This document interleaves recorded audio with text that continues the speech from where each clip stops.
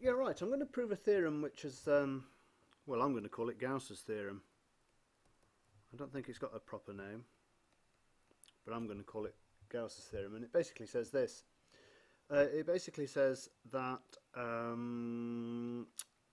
sigma, any n an integer, sigma d divides n, sigma is d runs over divisors of n, of phi of d, should be phi of d, equals n. Packs quite a punch, that. That's quite a powerful theorem. The proof of it is deceptively simple, but there's a hell of a lot going on here. You'll remember that if f of n equals sigma d divides n of little f of n, where f of n is multiplicative, I think I'm getting my spelling mixed up there. What does that mean? M and n relatively co-prime implies f of mn equals f of m times f of, scroll leftwards again, of n. Okay, so if that, then f of n is multiplicative as well. Got this nice little theorem that I proved a few screencasts ago. So what I'm going to do is I'm going to define f of n now to be sigma over d divides n of phi of d. And we know that phi is multiplicative. And we also know now that f is multiplicative too, because I proved it. So f is multiplicative, and what I'm going to do is to evaluate it, evaluate this thing f on prime powers.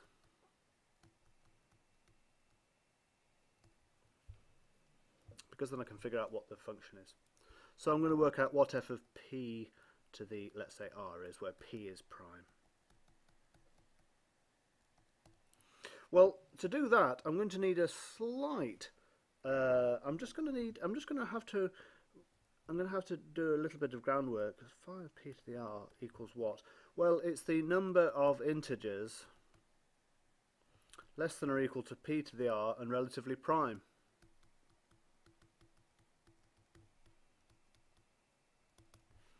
So it's equal, well, there's p to the r integers there, but some of them are not relatively prime to p to the r. Of course, there's p to the r minus 1 there. So we might even say that it's p to the r 1 minus 1 over p. We've shown this before, so I'm going to use that fact here when I'm evaluating my f. So f of n equals the sum over d divides n of little f, which in this case is, I'm not writing it very neatly, phi of d. So f of n, p to the r, writing's going, f of p to the power r equals sigma over d divides p to the r of phi of d equals phi of 1 plus phi of p plus phi of p squared plus phi of p cubed plus all the way along to phi of p to the r. So remember, what we're trying to do is to evaluate this mystery function f. Well, phi of 1 is just 1. Phi of p is just p minus 1 because p is prime. Phi of p squared by this result here is p squared minus p.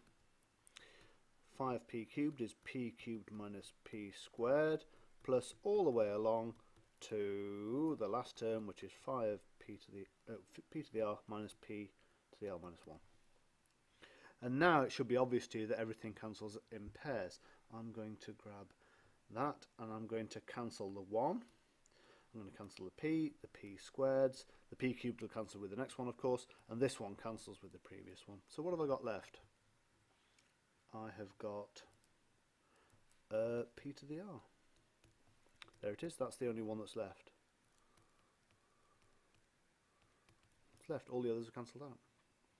So let me just do that again, state that again. F of p to the r equals sigma over d divides p to the r, phi of d, which equals this stuff here, all this stuff here, equals p to the r. And now we make use of the fact that capital F is multiplicative, and so capital F of p1 to the alpha 1, p2 to the alpha 2, pr to the alpha r, let's say, equals, because capital F is multiplicative, f of p1 to the alpha 1 times f of p2 to the alpha 2 times all the way along to, no, capital F of p, what was it, r to the alpha r, equals p1 to the alpha 1 times p2 to the alpha 2 times ... times pr to the alpha r, equals n, I guess, if n equals, if this equals n. Let me take you through this all, and that's the result, QED. Oops, I don't know why it does this, and I can't stop it. Equals n. What's happened again?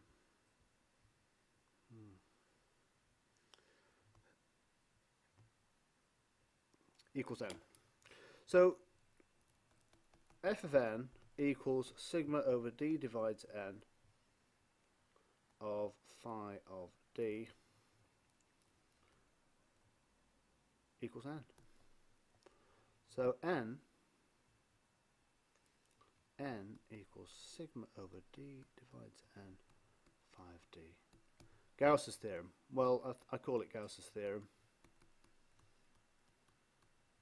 I don't know what it's really called, but it's a nice little thing, that. And I'm going to stop there.